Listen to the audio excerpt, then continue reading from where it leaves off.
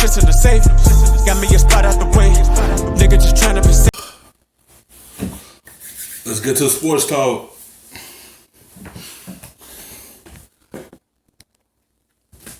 I'm about to make an argument. Still has a lot to play for. What are we hearing about James Conner? Relatively positive news. It sounds like the AC diagnosis is better than if the X-ray had revealed a fracture. So I think it's possible he has to miss some practice time on a short week, but I think there's some optimism that he might be able to play against the Colts on Sunday. We'll see how the week goes for him. That shapes up to be a very big game. Swagoo, I'm about to make a case to you here. Right? I'm a lawyer, and you're the skeptical judge, okay? We have talked at length at this desk about how the division never ran away from the Browns, so they still have hope. Well, the division never ran away from the Steelers either. They are right now sitting at 3-5. They are only 2 games out of first in the division. And the Ravens, who lead that division, play New England this week. I'm sitting here telling you that next Monday morning, the Steelers are going to be 1 game out of first in the AFC North. Ugh. That's what I'll say to that. No, listen, G, I know everybody's excited. Let's not forget it was the damn Dolphins. That's number one. Number 2 is positioning because of how abysmal this conference has been, this division has been. So the Steelers are sitting there. You know what I saw last night, though? I saw Mason Rudolph miss a lot of passes.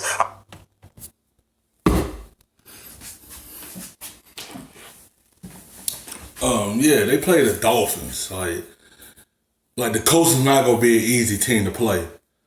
It's going to be even a tougher team now. The mistakes he was making against the Dolphins, Mr. Rudolph can't make that against the Colts. Colts have shown they could beat a lot of teams off their mistakes. You see how they got down 14-0 against the Dolphins. You can't do this against the Colts. They are a different team from Miami. You can't make the same mistakes against good teams like that. Because it can come back and hurt you. But you can't really be mad. He just came off a concussion protocol. They've been off for like 2 weeks, I think so. So he had to get back into flow. But at the same time, you can't do that against good teams.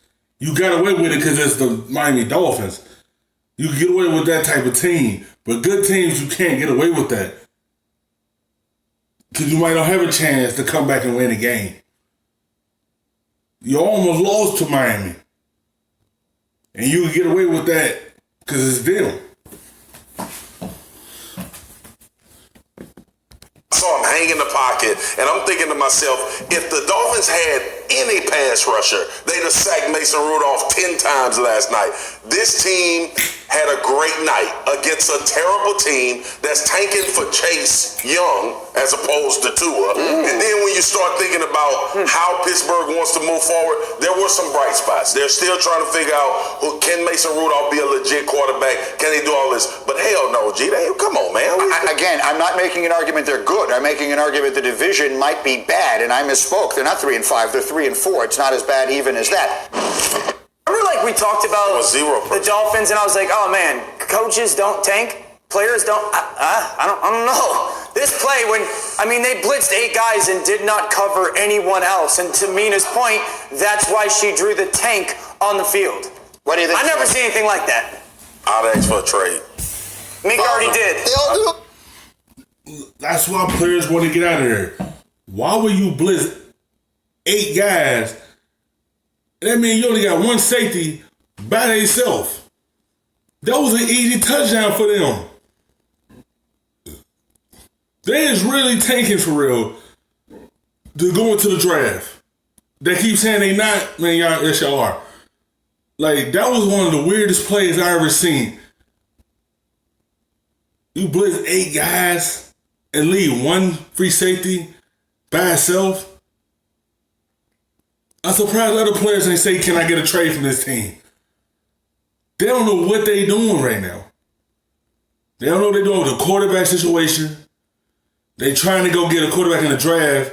They ain't even give an opportunity for real to Josh Rosen to see what they have in him. They gave him a little sample size.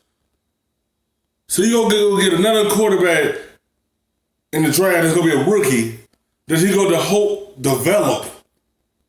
when you could just see what you have with Josh Rosen first before you go into the draft and go get a quarterback. But no, they want to go ahead and do that. Like, what's the point of having Josh Rosen if you're not going to see what you have in him?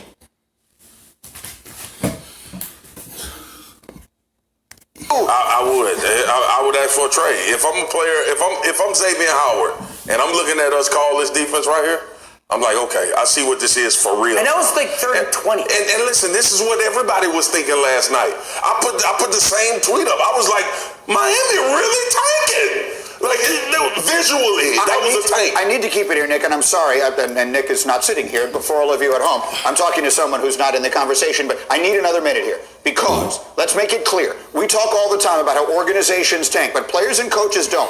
That is a defense on that play that is inexcusable, right? There was no other way to defend it. Gee, I played in this league 9 years, and if my coach called a play like that on 3rd and 25, we having a damn fight on the sideline.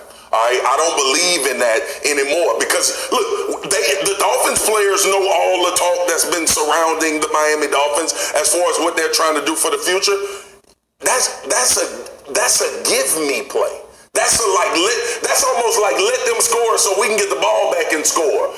Except it's not time to do that yet. That's horrible. The only time I've ever seen anything remotely close to that has been a Hail Mary situation where you took 5 guys or 4 guys and put them on the goal line and forced the team to throw short and then everyone rally and tackle.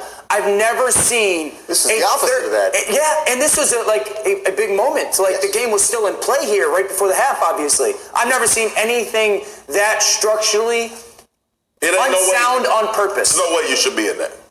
No way, unless you're trying to get the first pick of the draft. All right, yeah, we with that, I think that was necessary to say because...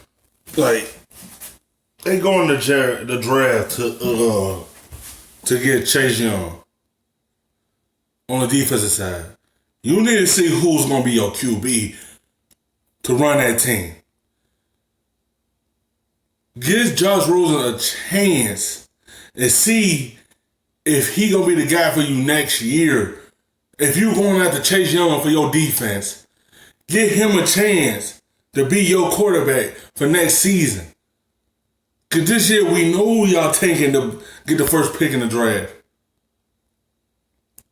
Because the play caller they called that Monday night game was pitiful. Like, I ain't never seen you bring up 8 guys on 3rd to 20, I think 3rd to 25. And that was an easy touchdown because it was just a safety by itself. It wasn't nobody back there but him and Pittsburgh players that could block this blocking because he was the only one back there. Like, you could tell they tanking and just want to go into the draft.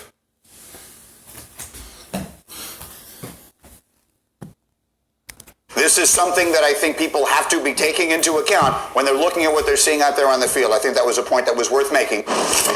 Thank you for watching ESPN on YouTube. For more sports, highlights, and analysis, be sure to download the ESPN app. And for live streaming sports and premium content, subscribe to ESPN+.